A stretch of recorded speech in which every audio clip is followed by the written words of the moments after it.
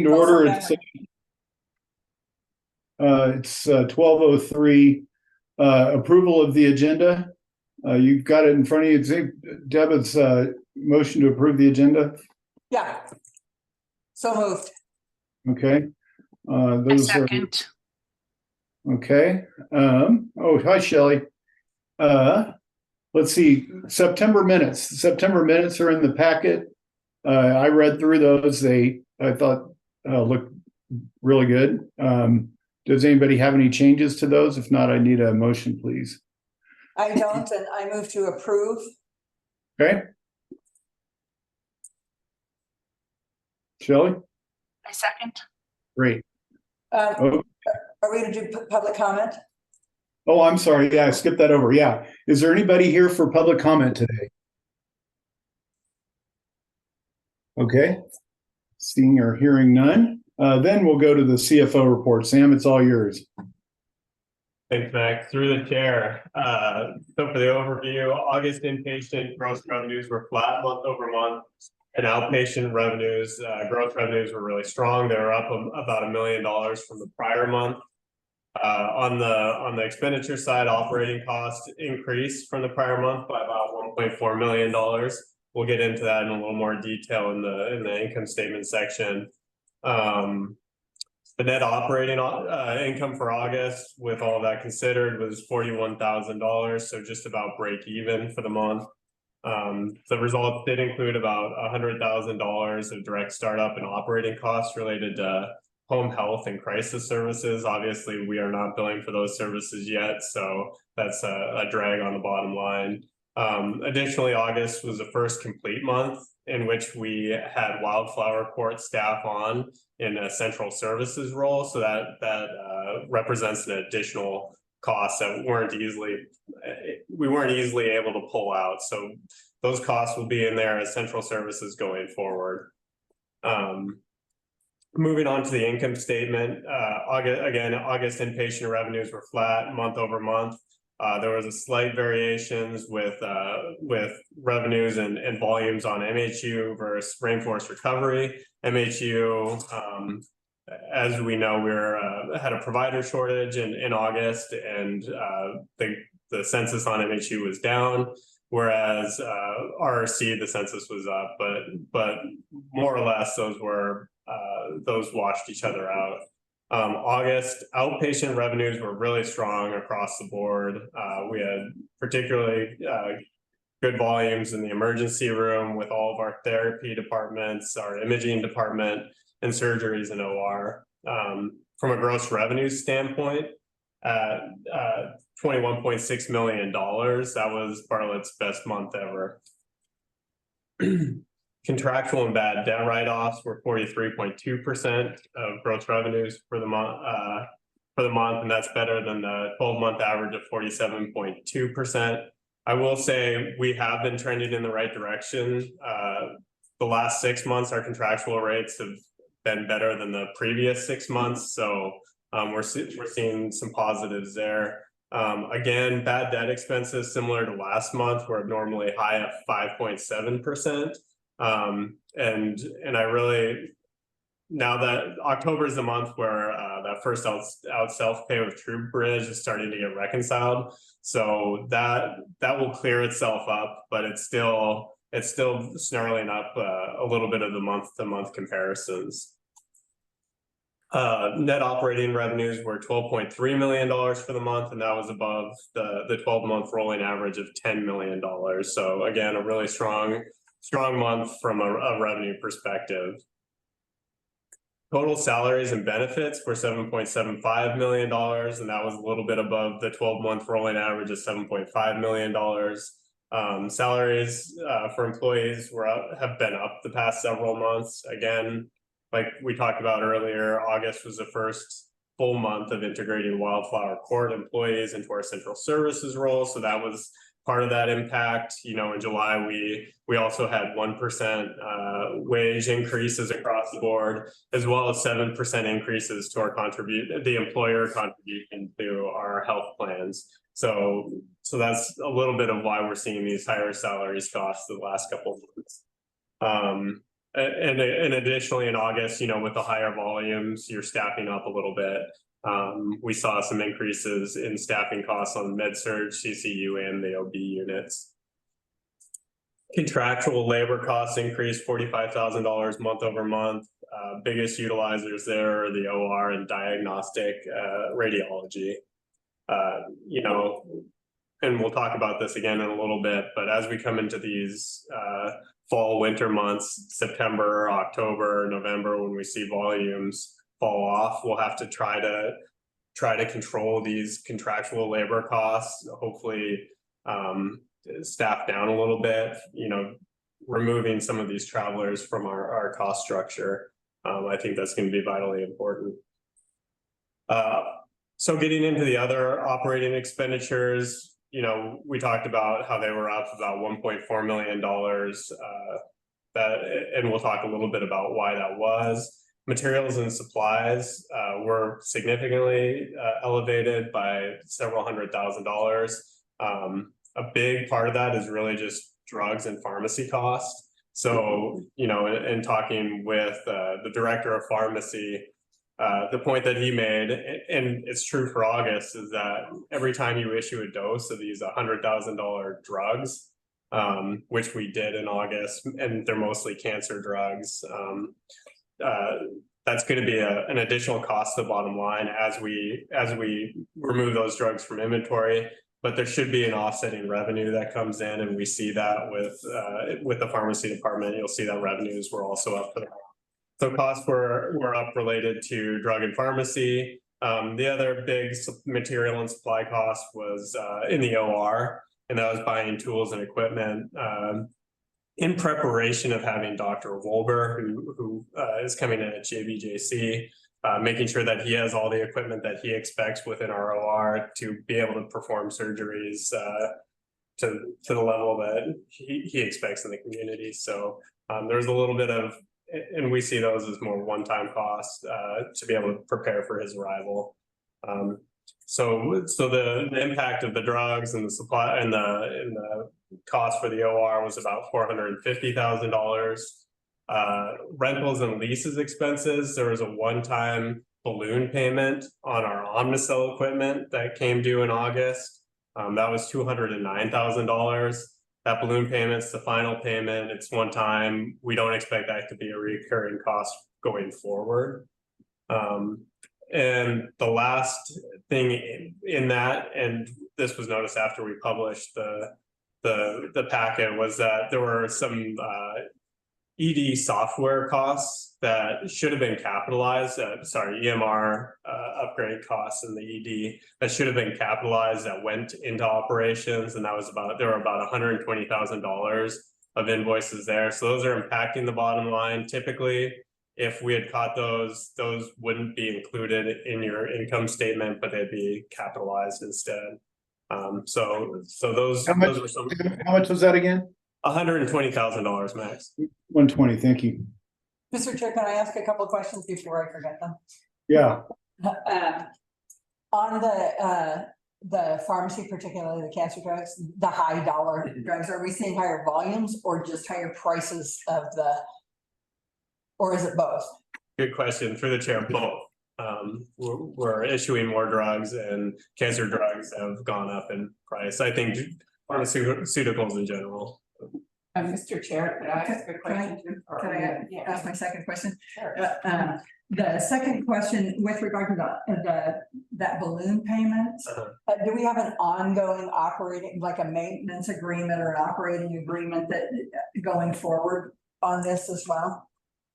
Through the chair, I would have to look at that lease agreement specifically again, but I assume there's probably a smaller maintenance and support fee that we could pay to have that equipment regularly serviced. Okay, those are my two questions.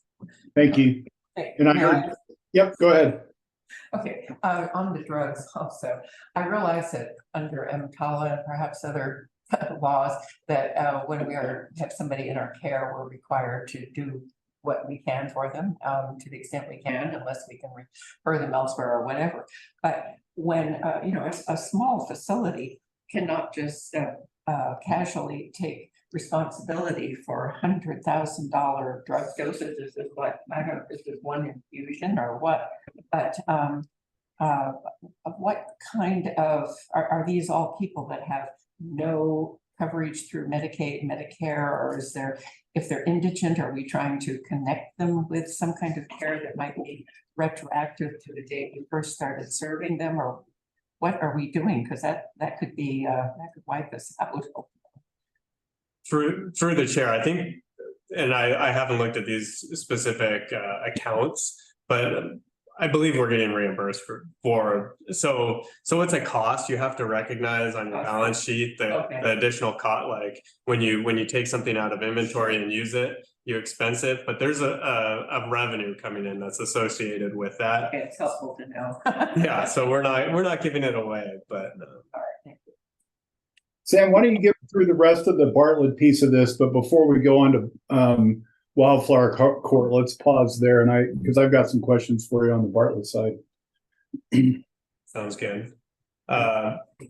So again, similar to last month on other non-operating income, there's about $166,000 included in there, which corresponds to 1/12 of the $2 million that CBJ provided as tax support for this transitional year. So that's helping the bottom line as well. The 12-month rolling average monthly loss for the hospital is $756,000. Moving on to the balance sheet, unrestricted cash didn't change from last month. It still sits at $41.9 million. Cash collections were $8.4 million for the year, and that's above average for the first half of the year, but below the last couple of months. On a current resources basis for determining available capital, Bartlett again was flat month over month at $44.4 million. Net accounts receivable increased month over month to $21.7 million. Again, good cash collections, and we believe there's a little noise related to these self-pay accounts that should hopefully clear out. We'll be able to write them off as we get these reconciliations back from TruBridge. So we think that will be a positive impact on our net receivables. So you'll notice that current liabilities increased pretty significantly from last month by about $4 million month over month. 1.3 million of that was really just timing differences with when payroll and accounts payable were issued. 2 million of that was we've recognized a deferred revenue for that $2 million that we got from CBJ as support. And really what that does is, because we're recognizing it every month, that balance will go to zero. It doesn't represent a true liability to the hospital. It's a holding account as we recognize that revenue monthly throughout the year. And the remaining difference was about $1.6 million. And this was due to booking some lease liabilities. So there's government accounting standards that require us now to put both assets and liabilities on our books related to any leases that we have. They are considered, a right to use. You have the right to use an asset, and that's the asset, and you're going to have a corresponding liability that represents the cost of that lease over a number of years. So the $1.6 million increase is really related to the surgical robot that we got and we're leasing. We're putting that liability and a corresponding asset on our books to recognize that we're leasing that asset over the next 4-5 years. You want to pause there, Max? Yeah, please. If we could skip down to 10. When I went through your report, we were so focused on prior year comparatives because we didn't have any faith in the budget. And, we've got a couple of months in a budget that was built rationally and effectively. And I just want to, I guess, a couple of questions I had, I'll walk down them. The first one has to do with the favorable variance in contractuals. I mean, what's going on there, both for the month to date and it bleeds through to the year to date at this point? Why are those so much below what we had in the budget?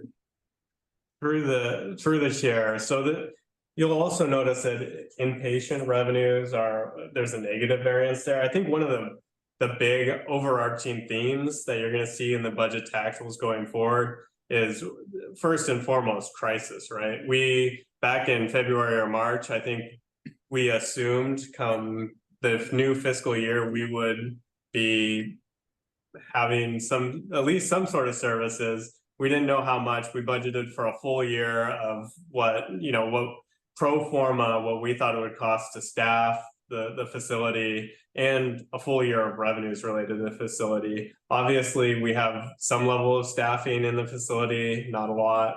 And we're not recording any of those revenues. We haven't provided any services. So that's going to be a big variance right off the bat.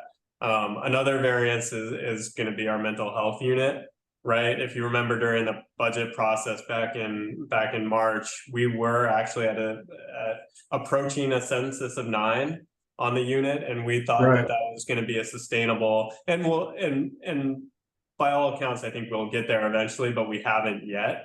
So we are budgeting for a census of 9 on the unit. I think our census has been, in July and August about 3. So that's a third of both of the revenues and volumes, but also, if you're not getting the revenues in, it's going to be a positive on the contractual line. So I think those are the two major components of this. That's a great explanation, Sam. I appreciate that. Can you talk a little bit about the bad debt variance too then as well? Because they're both running about double what we had in the budget. Through the chair, yeah. I think from our understanding, our current belief is that this is really related to that first out transitioning to TrueBridge.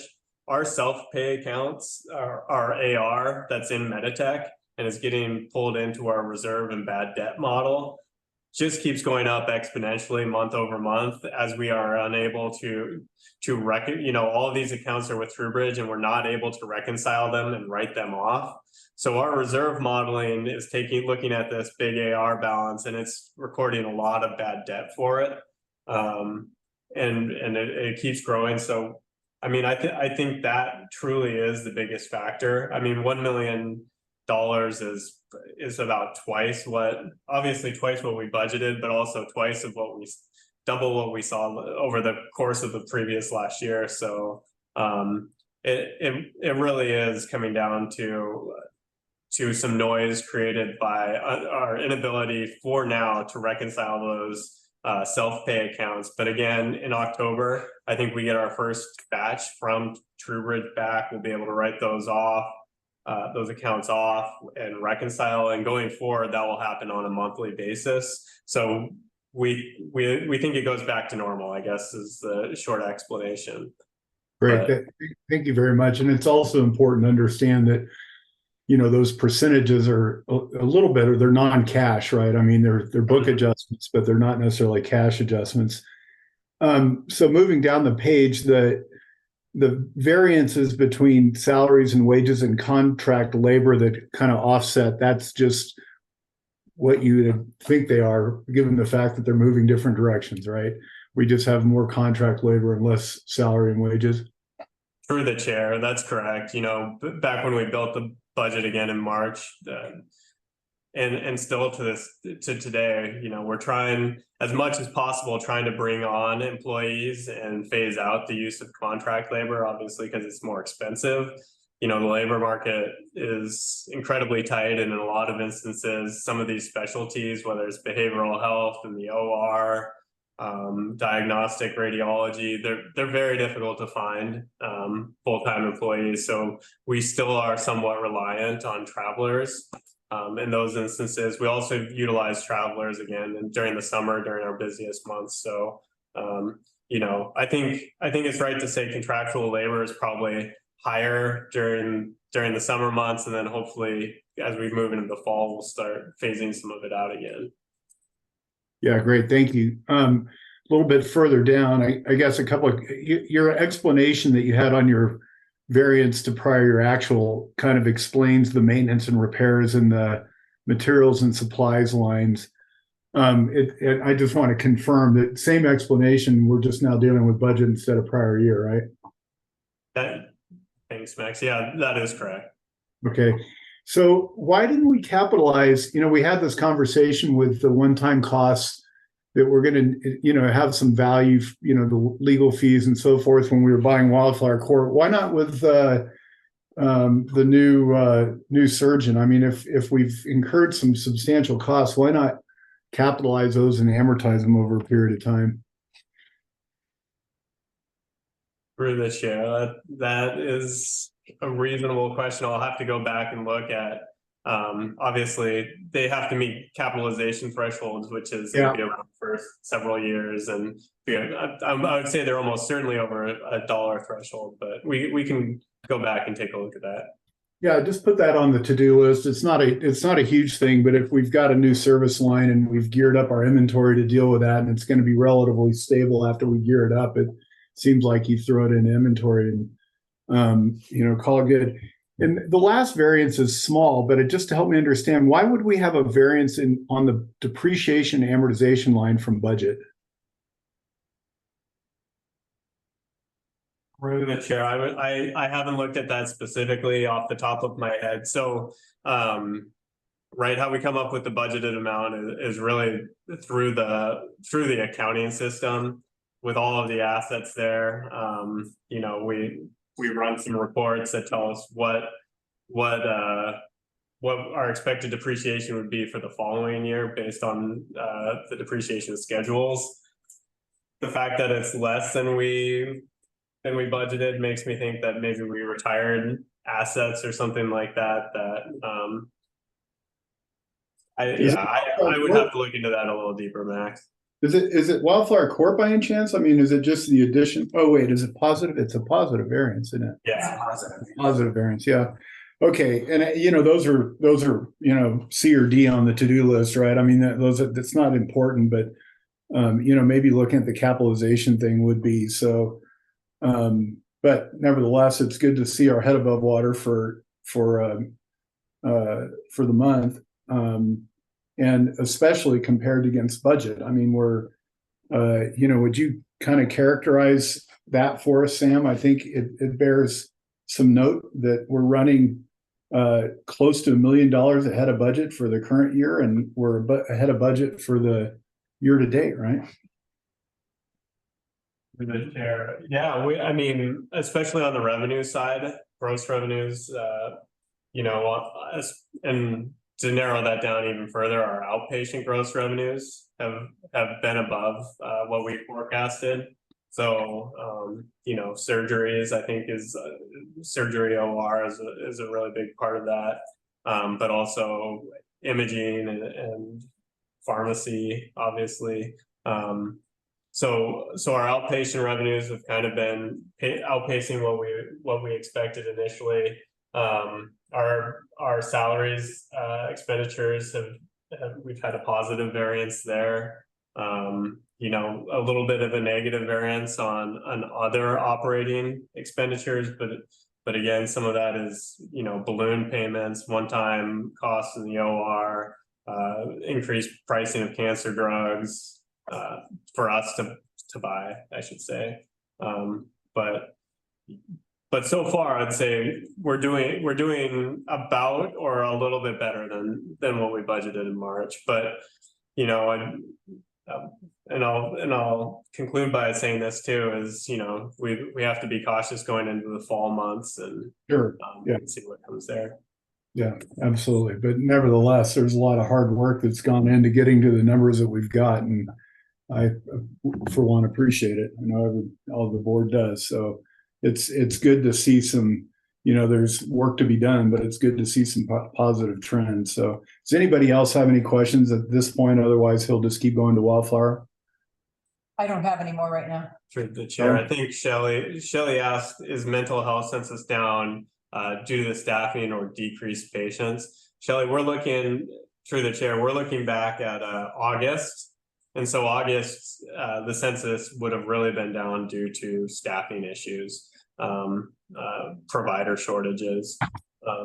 I can say in the last couple of months, the census on MHU has been up since August. So I think it can primarily be attributed to physician shortages. Could I ask? I have two short questions, if I could. Yep. Okay, follow up on Shelley's question. Does Surge Hospital have inpatient mental health care? I mean, I know they don't do believe- it. Through the chair, I'm not aware of it. Okay, I just wondered if there's some, They're adding services every day, but I'm not aware of that one yet. okay, there was that. And then the new surgeon coming on. Wolberg. Wolber? Is his name. Now, will he be using that robot thing? Through the chair, no, he performs different type of surgery than that robot is meant for. You could get a separate robot that does probably more of specialties, but yeah, this one would not be for. Through the chair, I have a point I'd like to make on that as well. Yeah, the Da Vinci's a soft tissue robot. But you know, with Dan? you know, no, I'm sorry, with we're looking at the possibility of having Dr. Hope and Dr. Hardesty come down from Alaska Women's Cancer Center. And that has always been a part of what we were looking to make use of the Da Vinci robot for, to do, you know, oncological or gynecological oncology surgeries. And so we're expanding how we can make use of that robot as well. But yeah, Dr. Wilbur is going to be focused on total joints. Okay, thank Very you. exciting. All right. Thanks. Okay, Tim. Wildflower Court. For the chair, Wildflower Court, moving on to Wildflower Court, August represented the first full month of operations that we had for Wildflower Court under the Bartlett umbrella. Wildflower Court had $950,000 of net operating revenues on $1.1 million gross. You know, from an expenditure standpoint, the vast majority of their costs are contractual labor. They're still heavily reliant on that, although I do think it's getting better. You know, Kim Stout could speak to this, but I know she's renegotiated rates for contractual labor to help bring that cost down. It still represented about 60% of the net revenues. On a bottom line basis, Wildflower Court had net operating income for the month of $107,000, but I would caution and just want to make sure that this is clear. We've taken a lot of the administrative costs of Wildflower Court, and they're now housed in Bartlett. And this financial statement, while it's a down payment, it doesn't allocate any of the administrative burden that now is living within Bartlett to Wildflower Court. So there's a good amount of administrative costs that isn't reflected here that should be. Wildflower Court has some sort of administrative burden, whether it's on AP or payroll or our materials management team or anywhere down the line. So there's that piece of it. And it also doesn't have any amount for depreciation. So how much it's going to cost Bartlett essentially to replace the furniture, fixings, equipment, and buildings over the course of time. So those are two items that would normally be in an income statement. They're not in this one. They would obviously probably bring that net income down to probably break even or maybe even a little bit below. So I'll just throw that out there. Anybody have questions on this? I do. Yep. Two questions. One of them is just semantics. It's listed as outpatient revenue. Wildflower, is that just because it's in our system and we don't have a place for it yet, or? Through the chair, that was a placeholder. Okay. We're still in the process of reconciling. We've actually finally now mapped out new accounts on the Bartlett side, and we've actually got a process now. We've got July and August revenues in, and so we have a monthly process now to incorporate the revenues from Wildflower Court into our accounting ledger. But it's still getting fleshed out. Like I said, I would say this month is a down payment on, you know, we're trying to get better every month on our reporting, and obviously last month we didn't really have much of anything, and this month we've we've got more, and it will continue to get better and fleshed out over time as we map through the process. My second question is physician contracts. Are we, I know there was physician oversight in some manner during the month of August, correct? Correct. So are we gonna expect a catch up in future months for the cost of that physician oversight? It's through the chair. It's possible. I haven't dug into too much detail about the invoice situation. You know, we're still mapping through the accounts payable and whatnot. So I don't know if there's outstanding invoices from the medical director that just haven't gone through our system yet. So that's very likely there could be some catch up to do. Maybe it's billed quarterly and we just haven't had a quarter in there. I would have to research that a little bit more. Yeah, I've got some questions. Does anybody else have questions? So we've had pretty exciting week here, Sam. With some of the news, and one of the part of that is a rate adjustment to $840. Is that rate adjustment? What is the effective date of that rate adjustment? And do these financials include that? Through the chair, the effective date of the rate adjustment is October 1st, and these financial statements we're presenting are from August, so Yeah, they won't reflect for a couple months. They won't reflect that, but we'll be able to report at least on the net the impact that's making. Yeah, that's great. And are you going to cover that, or is that something you could just share with us now?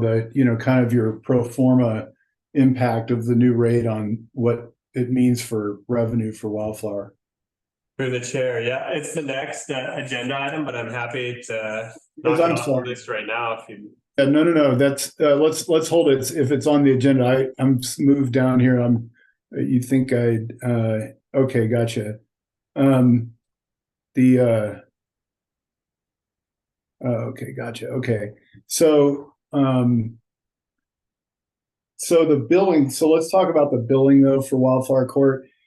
Have we actually been able to drop bills to the state yet? Through the chair, we have not, and that is also an agenda item for later. But we can address it now. No, let's hold that. It is. I apologize, Sam. I saw exceptional relief. Okay, all right. Let's hold off on that too. So I want to go back to the question about the overhead costs, and I don't want to oversimplify it because I know it's easy to make this a simple problem, and it's hard with implementation. But could we take some of what we know, or let's use Kim Stout for example, and the people that are dedicated to billing and so forth, and just do record some amount to represent that overhead, so we get some sort of sense of what that is.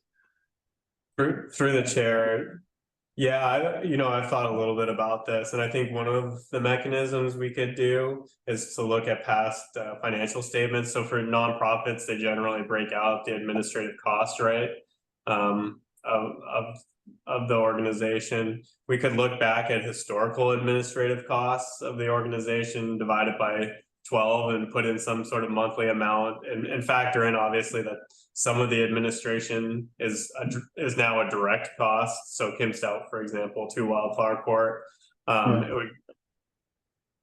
would give us some sense. We could look at all of the employees that came over into central services roles, but it's not just personnel costs. It's the materials and commodities that the personnel might use up in their time here, the cost of their equipment. I mean, so I would almost say looking at Wildflower Courts, the nonprofit, their past financial statements and trying to derive an administrative cost that way might be a good mechanism. Wouldn't we have to have those costs? So one thing that, we don't do administrative costs also to other departments, rainforest recovery, rural behavioral health. I mean, we don't really do an administrative allocation anywhere. And so I get that we haven't done that, but we've got an extra issue here. One is, I think, according to what Mr. Rumsey relayed to me, is that this exceptional relief, one of the conditions is to make sure that we're not peeling that revenue off and using it for Bartlett. And the way to demonstrate that is to have a complete P&L so that it doesn't look like we're generating the bottom lines in Wildflower Court that these financials do. I guess that's one. And then two is rate setting, right? So, at some point we'll need to have, a very complete set of costs in Wildflower Court so that, we can do a cost report, right? Through the chair, those are both very good points, and something Mr. Rumsey and I discussed just earlier today about, especially, first and foremost, our first issue is going to be, having some agreeable amount in the P&L with the state that they sign off on, that, because to your point, right, we have to use any net income derived from Wildflower Court on Wildflower Court purposes, but we want to be able to, we don't want to restrict too many funds from Wildflower Court, knowing that Bartlett itself is incurring a big administrative burden for it. So coming up with some agreeable amount with the state that can go into that, I think is very important as a first step. And then your other point about the cost report. So just generally speaking, the directive has been as much direct cost as we can attribute to Wildflower Court. We need to do that, whether it's assigning full-time staff there, materials, commodities, internet, water, because you want to be able throughout the year to assign as much direct cost into that cost center as possible for cost report purposes. To some degree, though, the cost report really is, what it does is allocate administrative cost. Part of what it does is it allocates administrative costs to different functions based on, either time studies or expenditures or revenues, to distribute those costs to places that might be cost-based reimbursed, such as Wildflower Court. Yep. So it's built into the cost report to some degree, but you also want to be sure throughout that year that you're assigning as much direct cost to that cost center as you can. Thank you, Sam. Any other questions on Wildflower Court? Just one follow-up then. So like for the other costs that aren't direct costs, would those be determined by maybe like a negotiated overhead? Is that what you'd call it? That the state would agree to, and often that's attributed to salary costs, a certain percentage as a way of trying to attribute it, but you take the costs and attribute it to the salaries paid or something like that. Is that what you're looking at? Through the chair, yes. I think you have to work with the state to find a mutually agreed upon allocation methodology. Right. So for example, what we were discussing earlier, maybe the state agrees that we could look at Wildflower Court's past administrative costs and use that as some justification for what we're assigning there. You could look at it from an expenditure standpoint. Okay, Wildflower Court has $10 million in it of expenditures. We can assume that 1/10 of all administrative costs then belong to Wildflower Court on a $100 million budget. Yeah. So just thinking of the method, you have to come up with some reasonable, justifiable methodology that the state could also agree upon to be able to attribute some costs there. Make sure they stay within that. Sam, what's the path for getting there? Do you have is that still in development? It's getting there in terms of the agreement with the state. We'd have to come up with a proposal and then bring it to them. We have that in process, or where are we going with that? Through the chair, I think we have time on that. I think, my understanding is quarterly. I imagine the state might see the end of December as the end of the first quarter in which we'd provide them quarterly financial statements. We'll get into, when we talk about the exceptional relief, some of the requirements on it. There's other requirements, internal controls over the reserving of net income that the state's going to require some action plan on in 45 days, which obviously is the most and that's more coming up with some methodology to reserve, which I don't think is going to be very difficult, but I don't think we have to settle on the amounts of allocation, I guess is what I'm saying, but more of a methodology by which we would track that. Yeah, gotcha. Okay. Okay, now wildflower court exceptional relief. Okay. Moving on to the wildflower court exceptional relief. Just an overview, very high level, over 90% of most skilled nursing facilities, and certainly wildflower court, their revenues come from Medicaid. Medicaid rates are set on something that's called a cost report, which,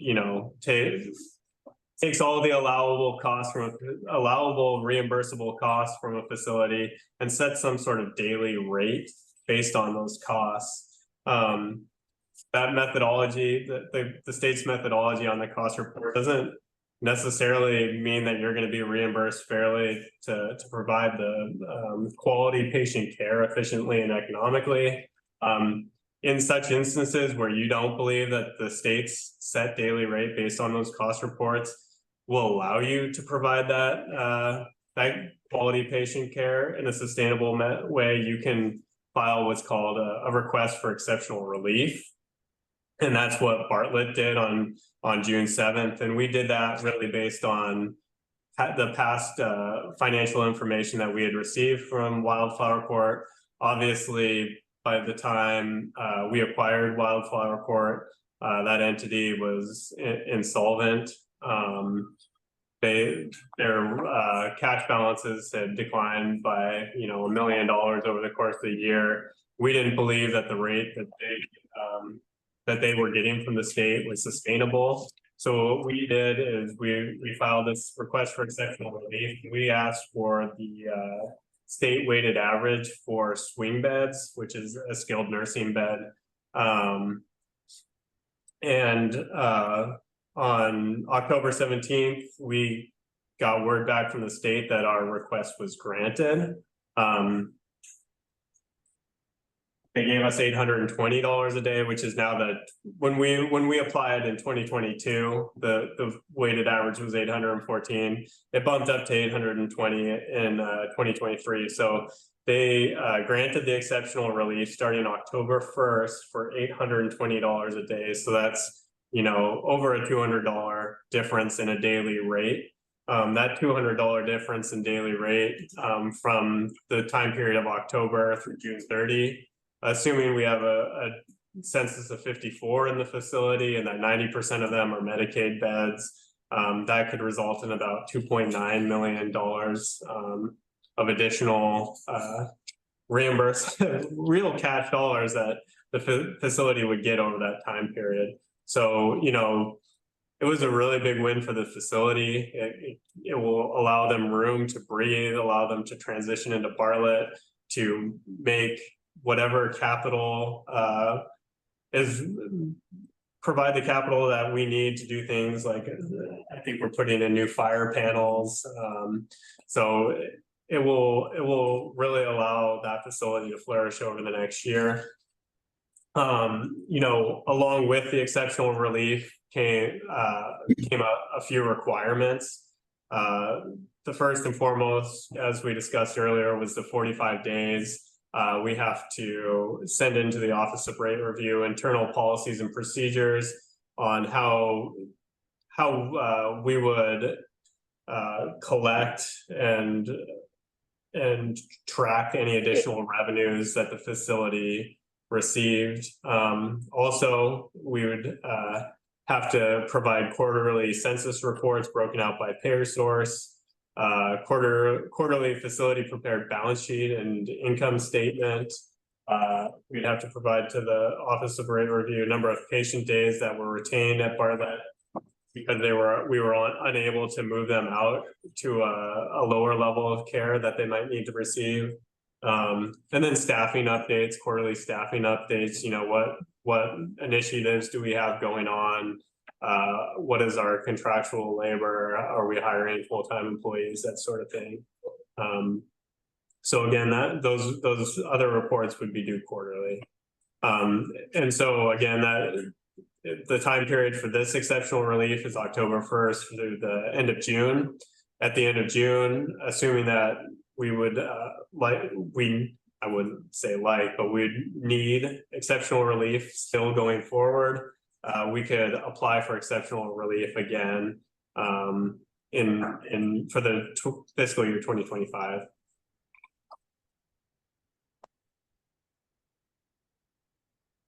If we need to, though, right? I mean, with the If we caveat, need, correct. Assuming, through the chair, that's a good point. And part of this is really we acquired an insolvent entity without any capital to provide, without any cash capital to provide the necessary resources to invest in the facility. So any investments would have come out of Bartlett's own reserves. This allows us to really get some breathing room to implement a bunch of initiatives, whether it's hiring individuals, training, growing our own, retaining our own, incorporating their purchasing into our GPO, a lot of cost saving initiatives, and really get a feel for how this facility operates. So it's a really good outcome, and it was much needed for Bartlett, and I'm glad we got it. great. Any questions for Sam? Just one, and maybe you said this when I had to step out for just a moment, but is this exceptional relief sort of in perpetuity, or is this for a limited time? It's through the chair. It's for a limited time, October 1st through June 2024. During which time maybe we would try to negotiate a more permanent. Through the chair, we can file exceptional relief requests, assuming we need them, every year until we rebase as a joint facility. And at that point, we do a joint cost report that allocates the cost, and then we'd receive a daily rate based on that. And remind me, when does the rebase take place? How far out are we from that? Through the chair, we are rebasing this year based on 2023 data, so June 30, 2023, and I believe it's, Max, you can correct me if I'm wrong, is it 3 years? Yeah, we're not part of the small facility rate agreement anymore, are we? No. Yeah, so it's 3 years. Yeah, so it would be 24, 25. 26 would be FY 26 would be our next period. So, and then we wouldn't have it until, I mean, you file it on completed financials, and so it takes at least 6 months before you even know what the answer is after the end of the fiscal year, so. How does that rebasing, when we say rebasing, then it's based on what our costs are for a forward period, and at the end of that period, we're not looking back at what costs have been, because it was an aberrant period during the pandemic. You're looking back. Yeah. Even though it wasn't open a lot, I mean, or it had lower sense. Through the chair, it's based on 1 year of financial, so the most recent financial, so it wouldn't, at this point, it wouldn't incorporate a pandemic, or by the time we rebase, all the pandemic variations would just be out of the data.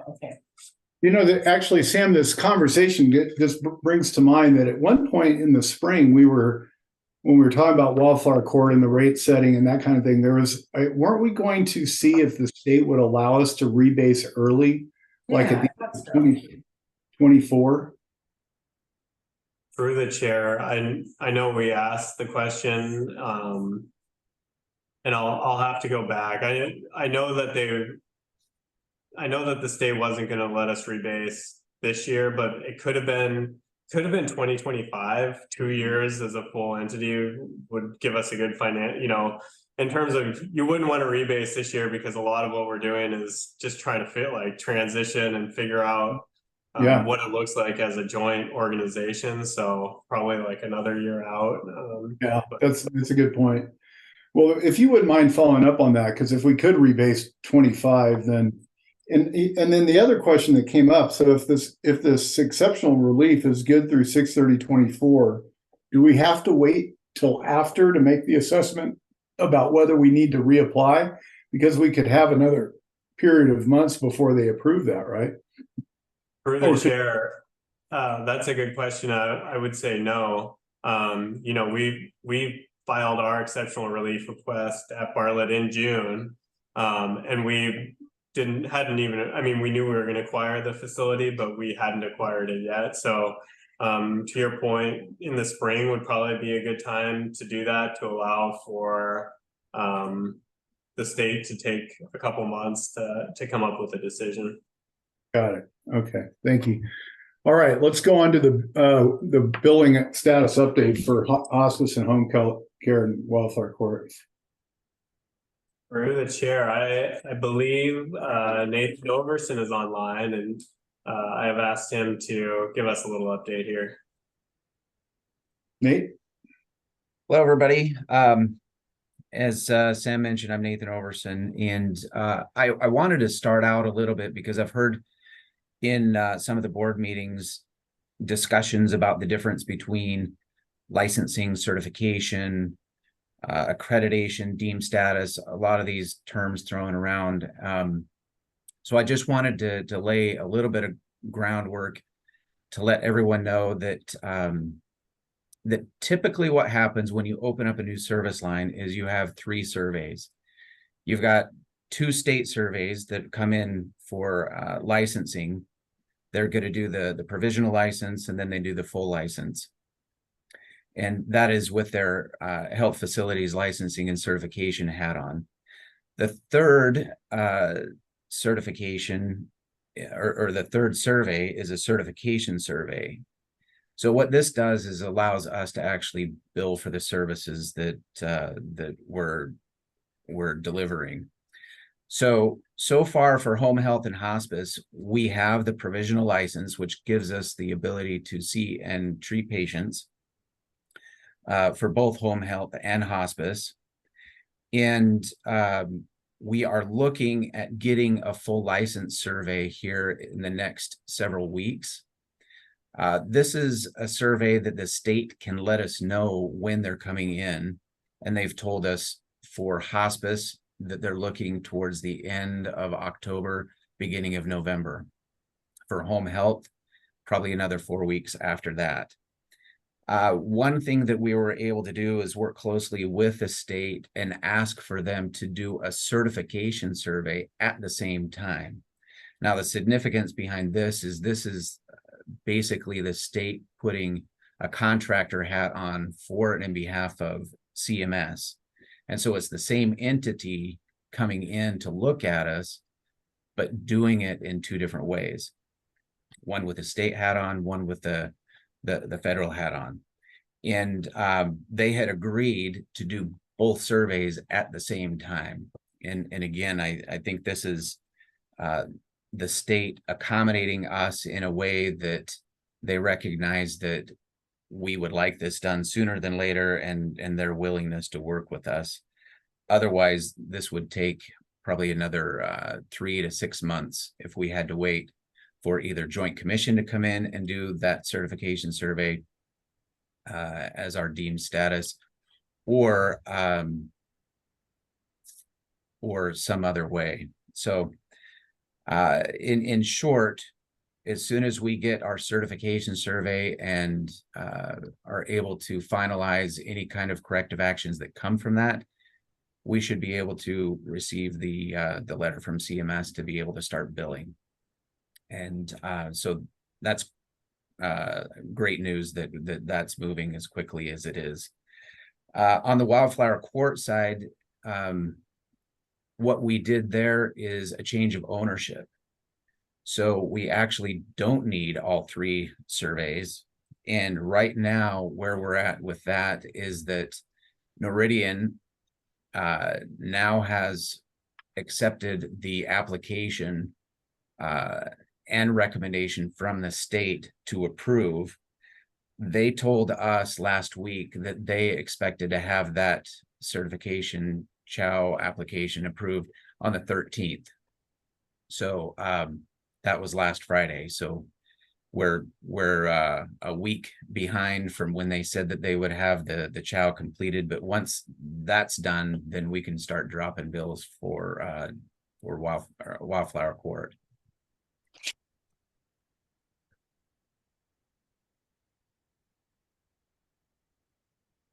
Sorry about that. I was muted. Thank you, Nathan. Are there any questions for Nathan? I have none. Okay. Sam, any more on this, or are we on to the personnel update? Revenue side.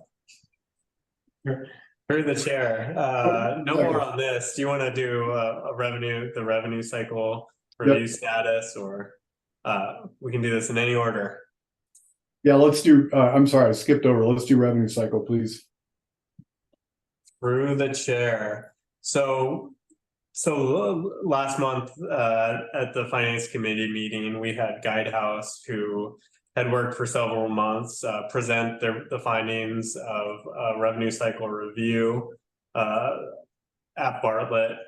You know, their findings, in my opinion, were earth-shattering. I think there are things that we've seen before. I know we had a revenue cycle review done probably in 2016 as well, and there were really some similar themes. From a revenue perspective or net income perspective, you know, they called out if we have a top of the line revenue cycle, and fix all of the issues that they saw, or establish committees or policies and procedures, there's about $2 million that we might be able to gain from those activities on a recurring basis. You know, that's under 1% of our total net revenue. So to me, that's very believable. You know, if we make these investments in our revenue cycle, I think we could probably gain 1%, but that's a real impact to the facility, right? At a high level, some of the things that they called out are centralization of revenue cycle activities, whether it's registration, you know, billing. Now we have home health and hospice, and we have our specialty clinics, and we have Wildflower Court, and we have behavioral health. So we have all of these outlying services that Bartlett that aren't what traditionally we had thought of as core Bartlett hospital inpatient services, right? So the centralization of those billing functions, the centralization of those registration functions, the information management activities, all of those things, centralizing those. You know, I was talking to Chris Letterman, our director of information services, the other day, and he kind of described it this way: the more complexity that you add to the system, the harder that it is to maintain, and the more costly it is to maintain, right? So if you think of our revenue cycle system, every time you add another group that isn't following the same policies or procedures or has a different EMR, it's adding complexity to the system. And so it's harder to maintain. It's harder to maintain uniformity. It's going to take more people to perform those functions because now they're not similar across. So just thinking about it that way, right? Centralization is generally a good thing. I mean, it might be a net negative for an individual department who likes to register a certain registration system, but it's generally for the hospital as an organization, it's going to be a positive. You know, they called out things like data warehouses or using Microsoft Power BI to be able to build out our reporting functionality, establishing KPIs to measure against, to be able to report on those more routinely, which I see as a big issue at Bartlett is our reporting capabilities. We have a ton of data here at Bartlett. Everything's input into this giant system that with tables and tables of data, and we have a very hard time extracting it in a meaningful way and measuring against it. So I think, and when you can measure against, and then you can hone in on areas, right, that you might be deficient in more easily. You can find the areas that, oh, this week this looks like we're having an issue here. Let's devote some more time to that. So it really, you know, building out that functionality, There was recommendations in there about a senior director of the revenue cycle, which I would be very supportive of going forward. I see that as a position that could think of Bartlett holistically and think of the revenue cycle holistically, from a patient coming in to receiving their bill, and helping bring those groups together, and also somebody who can help lead projects, whether it's centralization of registration or centralization of REMRs. So I guess those were some of the big takeaways for me. Also policies and procedures, you know, working on those to ensure that we have really solid policies, procedures, workflows in place that are repetitive, that when somebody new comes into our organization, they're able to pick up and understand and carry forward with how things had been done previously. And to that end, what are the next steps, Max? I think is the question that you asked. You know, I've kept in contact with Guidehouse. Certainly an organization like Guidehouse, they'll do a revenue cycle review and provide you all this good information on things that they see in areas that you can improve. And then they'll also follow up. We could continue to utilize them to provide consulting services, right? So one of the things that they've, one of their next steps was, we could provide you 2 people over the course of 4 months who can help you establish committees, help policies and procedures in place, could help, could help if you bring in a senior director of revenue cycle, could help them get off the ground running and then hand it off to them. They could have data analyst team come in and work with IS to help build out dashboards and KPIs and things like that. Really, how I see something like that is that just speeds up the timeline in which we can implement these sorts of things. Left to our own devices and with our current personnel, it's probably going to take a year, 2 years to do some of the things that could be condensed into 4 or 5 months, but it comes at a cost, right? Having 2 people for 4 months is going to cost you hundreds of thousands of dollars, probably closer to $400,000. So in my mind, I firmly believe that the administrative function of the hospital needs tending to. There's a lot of policies, procedures, committees, reporting capabilities that could use some help with. And often what we find ourselves in is the day-to-day here.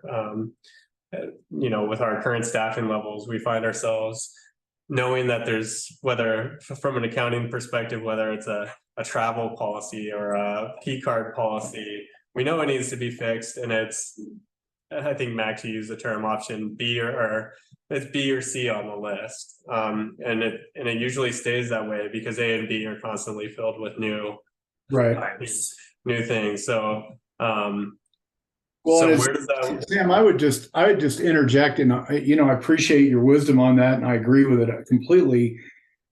The other downside about having a third party come in and set these things up for you is there's nothing that can substitute you doing it yourself to understand 2 things. Number one, how to do it, and then secondly, how to maintain it, because so often, firm can come in, set something up, walk out the door having left something beautiful, and then nobody knows how to keep it current, Through the chair, yeah. I mean, that's obviously a real concern. Mr. Chair? Yeah.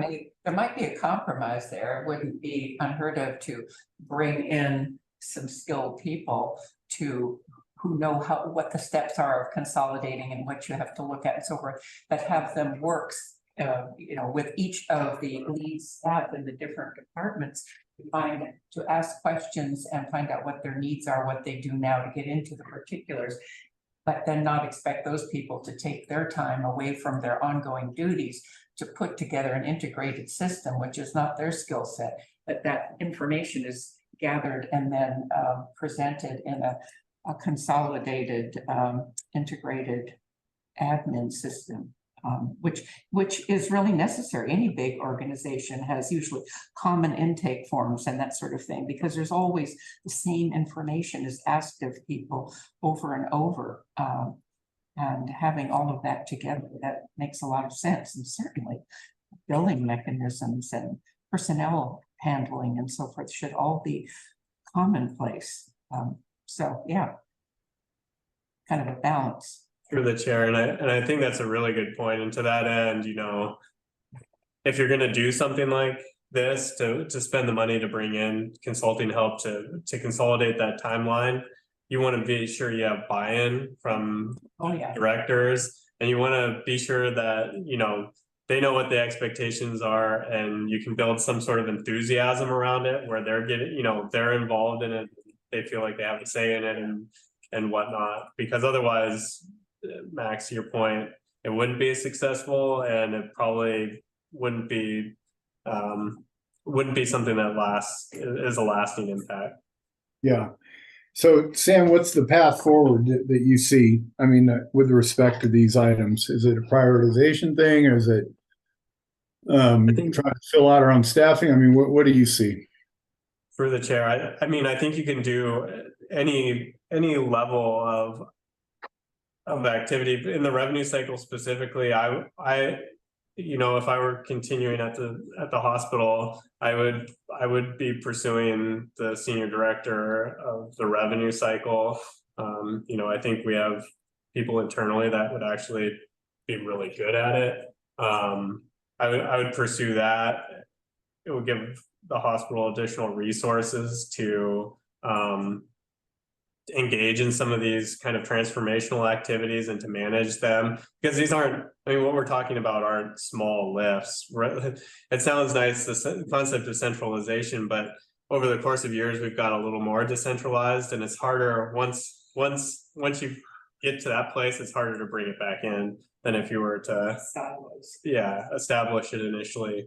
So, I mean, it's gonna take a lot of coordination between departments. I would pursue that. I think that would be a good first step. I mean, thinking about a consulting help, and it really doesn't need to be Guidehouse. It could be any number of people, but somebody for the first 4 months to even just work with that newly appointed director and help them establish committees, policies, procedures. You know, denials management was a big thing that was called out. Help build out work groups, help build out tools within Meditech that can help you with denials management and looking at reasons for denial. One of our big issues is that you know, within Meditech, or how we've built it out, we don't have really strong denials management tools, and it's very difficult to see the reason why things were contractually written off, whether it was a denial and for what reason and whatnot. And so if you're able to build out those reporting tools, then it helps you hone in on what the reasons for denial are and fix them more efficiently and quickly and build out better processes. Sam, in the Guidehouse report from last month had one of the last slides were a recommendation for an org chart that had that revenue cycle director kind of inserted between your position and several other, you know, PFS and admits and that kind of stuff. Is that what you're seeing, that role, or do you think of it differently? I'm not asking for an org chart now. I'm just kind of, does that fit with your vision of what that PFS position would look, or that revenue cycle director would look like? Through the chair, yeah, I would see it. I guess our structure is we call them executive directors at that level, but I would see it as probably an executive director, but that you know, PFS, HIM, PAS report up to. So in between me and those groups, you know, and I mentioned the previous revenue cycle report that's, you know, closer to 10 years old at this point, but I believe this suggestion was in there as well. A lot of these same themes were in that report as well. So it's, you know, and I think Moss Adams prepared that. So it's not the same group telling us the same thing. It's two different groups kind of telling us how they see how we might function a little bit better. And I would just like to reiterate too, our revenue cycle team is incredibly good. We're really lucky. We've got a lot of incredibly sharp people that are doing really good work down there. Bartlett's gotten a lot bigger, and throughout the course of, you know, adding on all of these services, it's gotten more complex. And you know, maybe the administrative function of policies and procedures need just a refreshing and an update and a boost to get us to a better place. So, Nate, is this something that we could flesh out more in a future meeting? You know, what that would look like, whether, you know, you kind of support that direction, and, you know, how to have us have a, you know, kind of a thorough conversation around that idea. Through the chair, yeah. So Sam and I've talked about that a little bit. We've also talked about the idea that both Guidehouse and other entities are available to us if we want to pursue a consultant route. We've talked about the idea of taking advantage of Virginia Mason Institute to provide some sort of training, education, and consultant type work. There are several ways we could do it. I did just want to take this time also to let you know we've passed on the Guidehouse report along with many other recent, I would say within the last year, but then also to include the ECG report, kind of high level strategic documents and consultant reports to Ian. He should have those by tomorrow. He's asked for those, and I think that's going to be a part of his onboarding process. Especially that first week, is to have some hard conversations about how we need to prioritize, whether it's revenue cycle changes or other administrative function changes that we need to make. I think Sam brings up a really good point. As the hospital's grown, it's been challenging, I believe, for us to maintain really strong administrative systems, and in some cases that has likely led in us becoming a little more siloed, whether it's centralized registration or it's centralized scheduling. You know, we've had challenges being able to implement some of those efficiencies, and we need to sit down and prioritize how we address those. I think the other concern is, in some cases we have had multiple consultants in the hospital at the same time, and being mindful of how that otherwise impacts staff, being mindful of there being an overarching plan and how we're going to maximize the utility of those consultants and then be able to implement actionable steps afterwards is something that we've had a challenge with. So we just need to be really intentional and deliberate with the way we plan any next steps out. And I'll leave it at that. Yeah, thank you for that. I think that's an excellent way to summarize this, Nate. And so we won't, for the time being, move forward in any sort of specific way on this. We'll let it be kind of part of this larger kind of overall evaluation that Ian and you and the other team members will be doing to, you know, figure out some good strategies to move forward. So, Through the Sam, chair, yeah, go ahead. I was just going to say also, Sam and I have talked about this, so I have a good sense of where Sam's perspectives and priorities are. Sam's had a chance to talk with Joe about this also. And so, this is not going to end here, and we'd be happy to discuss it again at the next Finance Committee meeting. Okay. Yeah, thank you for that. Okay, Sam, personnel update. through the chair, I might kick this over to Nate. I think he's got some really exciting news. Through the chair, I'll start out with the permanent CFO hire. Joe Warner has been offered and has accepted employment as the permanent CFO. We went through a lengthy process, both identifying interim candidates and permanent candidates. It was a unanimous choice from the group that otherwise participated in that process to seek an employment offer with Mr. Warner. This just came together within the past week that he accepted that offer, and he can otherwise make himself available to start work on either the 14th or 15th of November. One concern that I had as we were finalizing this process and nearing the end of Mr. Muse's time is the timing of when we could have a CFO in place. Ian Warden has a CFO experience in his history. I had a very frank conversation with him about what his preferences was for how the CFO position would be covered.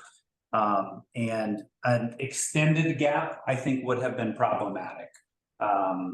The idea that Joe also could make himself available within the month from now, I think is a huge win on top of it. But we're excited about, Ian has had an opportunity to talk with Joe as well. And from my conversation with Chad down in HR, Ian's comment to Chad was, you need to go get this guy. So that made me feel more confident in the choice that we had made. And so that's, I think, an exciting update on personnel. I guess I'll stop there and ask if there's any questions. I would just add, I've known Joe for many years. He started when I first encountered him. He was an accountant at Search when I was doing work for Search, and then as he transitioned over to Bartlett, and he is very talented. He'll be an excellent CFO. So I was glad to hear that worked out. So we're very sorry to be losing Sam, but we're also fortunate that we've got a good landing spot there. So. Question. Yeah. So how many people applied for the permanent position and how many were interviewed? Of course, Joe, as Max said, had worked here before.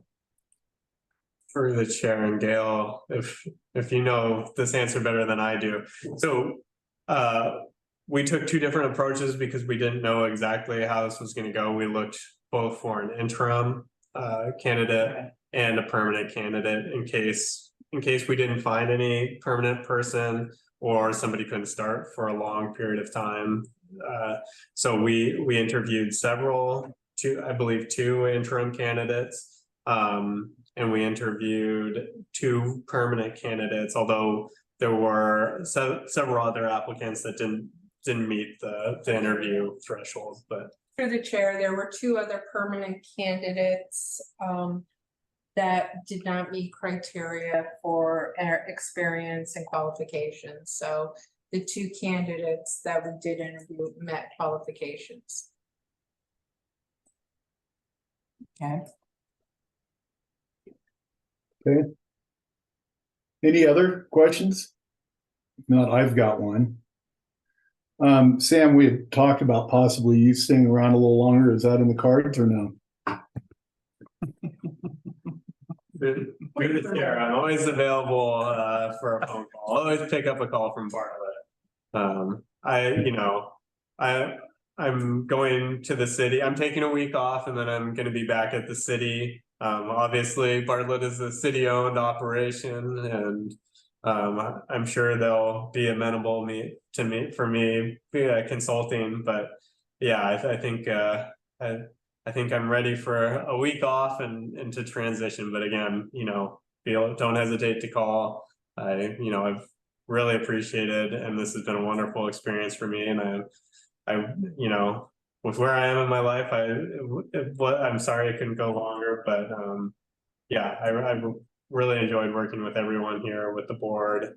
It was a great learning experience for sure.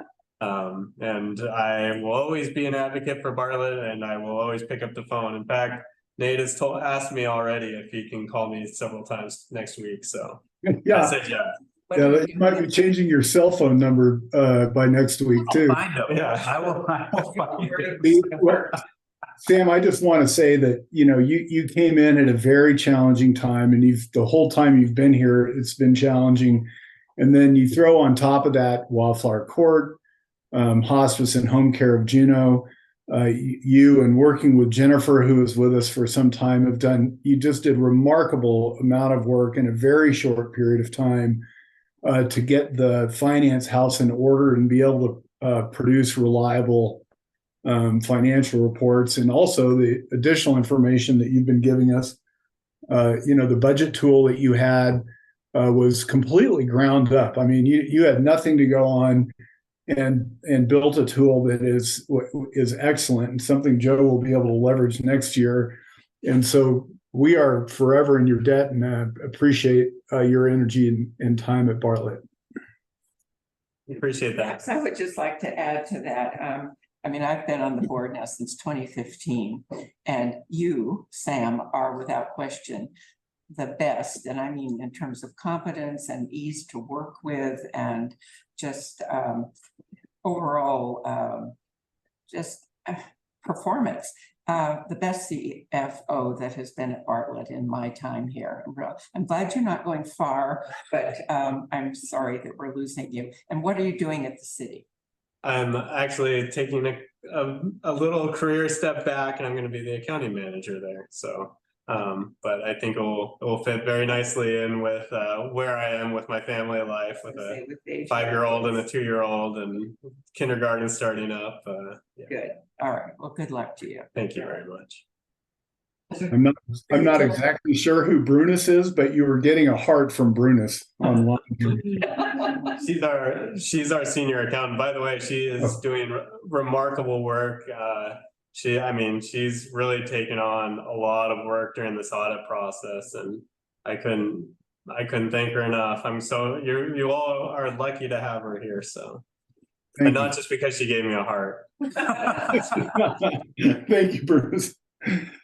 Through the chair, I'd like to echo everything that both Max and Brenda have said. It's been great working with you. As the former chair of the finance committee, it's your responsiveness has been a breath of fresh air, and your openness and has just been wonderful to work with. The quality of the reports that we've gotten, the level of detail is not so is perfect. So I really appreciate particularly what you've put together for the narrative for the monthly financial statements. It tells it all. Early days, we asked question after question after question about the financial statements. And with not a lot of response. So I hate to see you go. Best of luck in all that you do. And I really appreciated working with you. Thank you all. It really means a lot. Thank you, Sam. Okay, our next meeting is November 17th.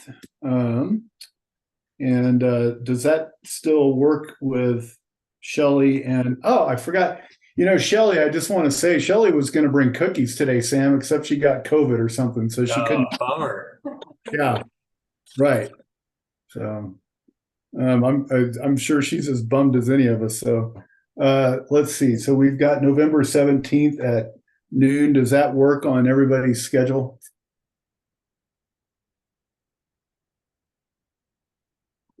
November 17th? Yes, it's on my calendar. And then right after that, we roll into the strategic goals session. So it's going to be a long afternoon. Yeah, okay. It's very real.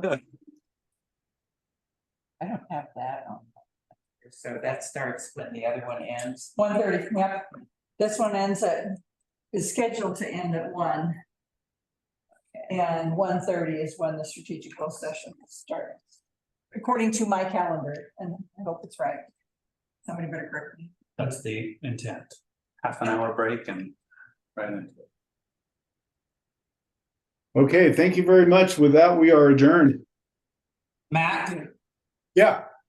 just real quick, since we're already conducting board work, I also wanted to pass on, I was at a Juneau Economic Development Council event last night.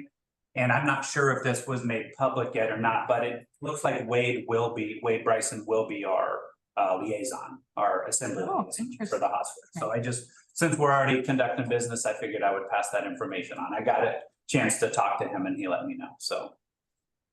Okay. He feels great about it. Yeah. And from everything I know, so should we. Okay, that's great. Good information. Thank you very much. We'll talk to y'all later. Okay, bye all. Weekend. Yeah, yeah. Exit left. Yeah. Yeah.